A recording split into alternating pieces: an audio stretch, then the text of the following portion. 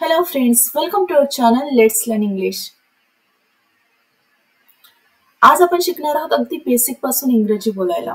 Friends, जर तुम्ही beginner आहात आणि तुम्ही आत्ता इंग्रजी बोलायला स्टार्ट केलं आहे, तर हा व्हिडिओ फक्त आणि फक्त तुमच्यासाठी आहे.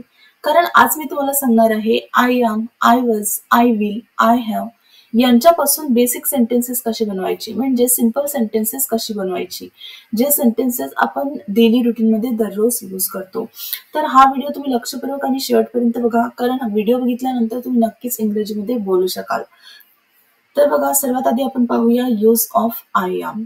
तर आयचा अर्थ होतो मी आणि एमचा अर्थ होतो आहे. तर आता बघा सेंटेन्स कसं होईल. फॉर एक्झाम्पल, आपल्याला म्हणायचं आहे मी जात आहे. मी साठी आपण यूज करणार आय आणि आहे यासाठी आपण काय यूज करणार, एमचा यूज करणार. आणि जाणे याचा अर्थ काय होतो, गो. तर सेंटेन्स कसं होईल, आय एम गोईंग, मी जात आहे. नेक्स्ट सेंटेन्स बघा, मी अभ्यास करत आहे. जर आपल्याला म्हणायचं आहे मी अभ्यास करत आहे, तर सेंटेन्स कसं होईल, आय एम स्टडिंग. जेव्हाही आपण आय एम पासून सेंटेन्स बोलत असतो तेव्हा आपण वर्बला आयएनजी लावतो. नेक्स्ट सेंटेन्स बघा, मी काम करत आहे. तेव्हा सेंटेन्स कसं बोलणार आपण, आय एम वर्किंग. मी काम करत आहे, आय एम वर्किंग. अशा प्रकारे आपण एखादं काम करत आहोत किंवा एखादी गोष्ट करत आहोत तेव्हा आपण आय एमचा यूज करू शकतो. आता आपण पाहूया use of I was. I वॉजचा यूज आपण तेव्हा करतो जेव्हा आपण काही गोष्टी किंवा काही कामं भूतकाळात केलेली होती. फॉर एक्झाम्पल, आपल्याला म्हणायचं आहे मी जात होती. तर हे काय आहे, हे एक पास्ट टेन्सचं सेंटेन्स आहे, सिंपल पास्ट टेन्सचं. तर वाक्य कसं होईल, आय वॉज गोईंग. सिम्पली आपण सुरुवातीलाच आय वॉजचा यूज करणार आणि त्यानंतर वर्बची फर्स्ट फॉर्म आणि त्याला आपण आयएनजी लावणार. तर सेंटेन्स काय झालं, आय वॉज गोईंग, मी जात होती, I was going. Next sentence, इथेही जात होती प्रमाणेच मी येत होती. तेव्हा आपण काय म्हणणार, आय वॉज कमिंग. सुरुवातीला आपण आय वॉजचा यूज केला आणि त्यानंतर कमला आपण आयएनजी लावले. तर वाक्य काय झालं, आय वॉज कमिंग, मी येत होती, I was coming. Next sentence आहे मी वाचत होती. वाचणे याचा अर्थ काय होतो, रीड. तर इथे देखील आपण रीडला आयएनजी लावणार आहोत. तर वाक्य कसं होईल, आय वॉज रीडिंग, मी वाचत होती, आय वॉज रीडिंग. अशा प्रकारे आपण एखादी गोष्ट करत होतो किंवा आपण आधी केलेली आहे हे सांगण्यासाठी आपण आय वॉजचा यूज करत असतो. नेक्स्ट सेंटेन्स आहे मी काम करत होती.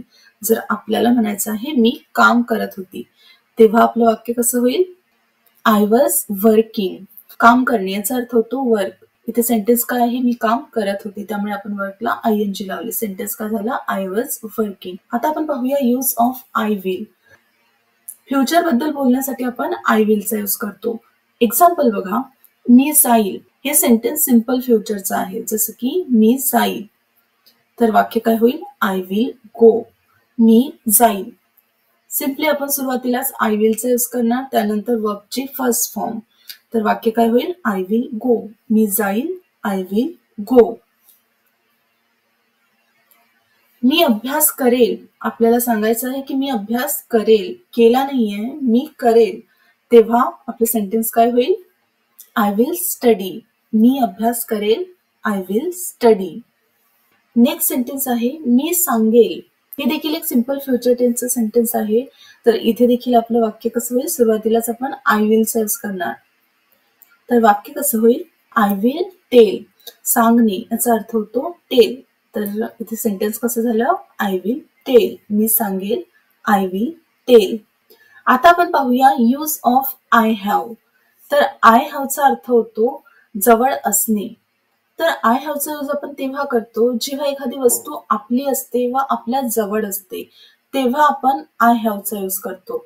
फॉर एक्झाम्पल, माझ्याजवळ एक पेन आहे किंवा माझ्याजवळ एक कार आहे. एक्झाम्पल बघा, माझ्याजवळ एक पेन आहे. तर सेंटेन्स कसं होईल, I have a pen.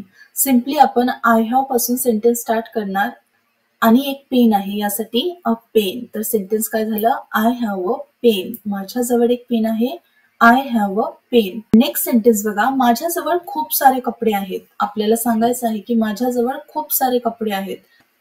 I have a lot of clothes म्हणजे माझ्याजवळ खूप सारे कपडे आहेत.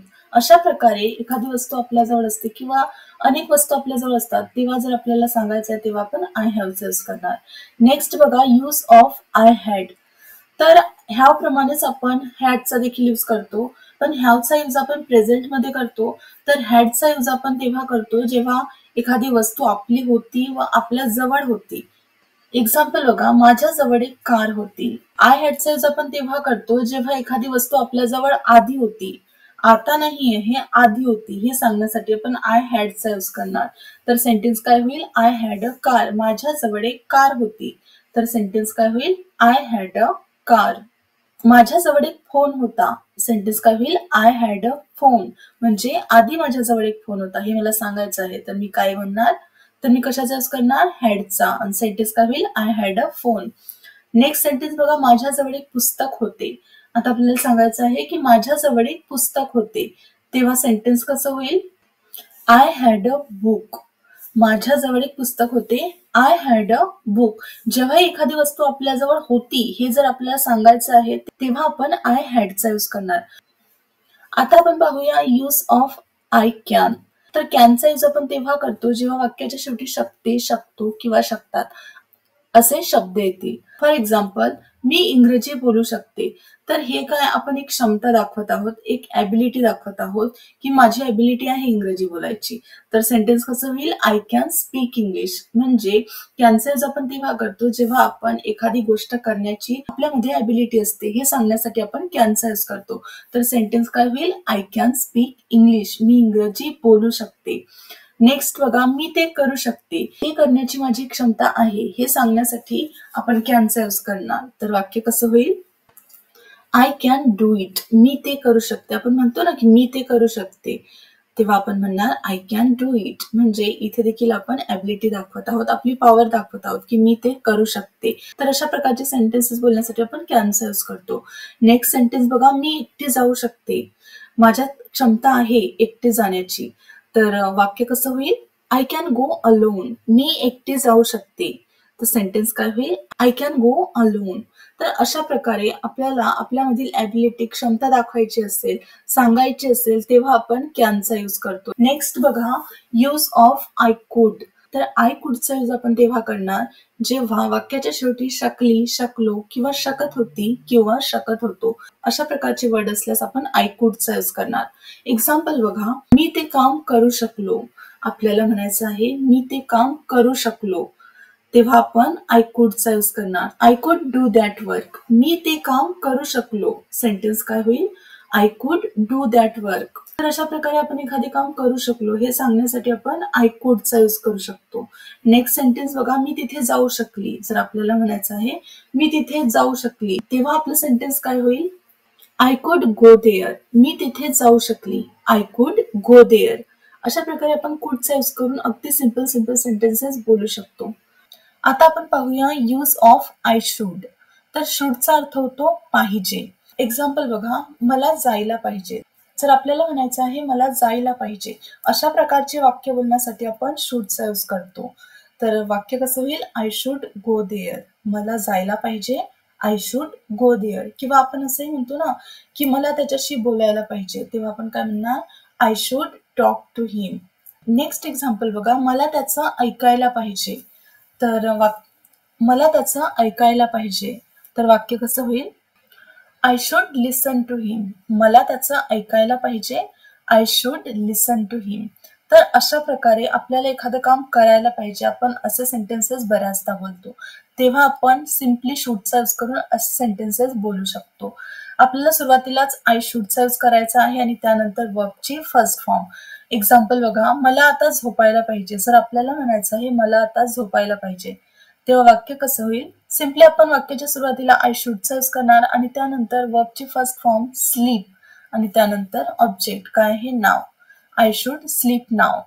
नेक्स्ट बघा, यूज ऑफ आय मस्ट. तर आय मस्टचा अर्थ देखील होतो पाहिजे. तर पण मस्टचा यूज आपण तेव्हा करणार जेव्हा एखादी गोष्ट आपल्याला करायलाच पाहिजे किंवा तिथे जायलाच पाहिजे असे जर शब्द असतील तेव्हा आपण मस्टचा यूज करणार. एक्झाम्पल बघा, मला तिथे जायलाच पाहिजे तेव्हा आपलं सेंटेन्स काय होईल? I must go there.